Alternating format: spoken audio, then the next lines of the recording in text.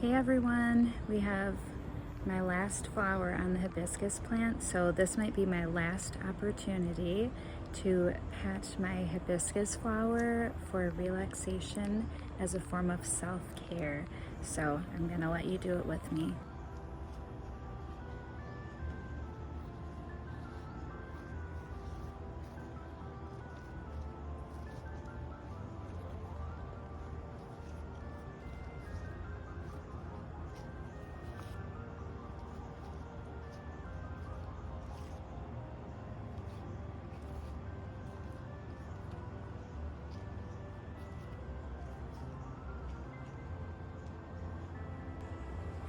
So for some reason, now that it's been colder, the flowers have been lasting sometimes 2 days. So if it's still here tomorrow, we'll do it again.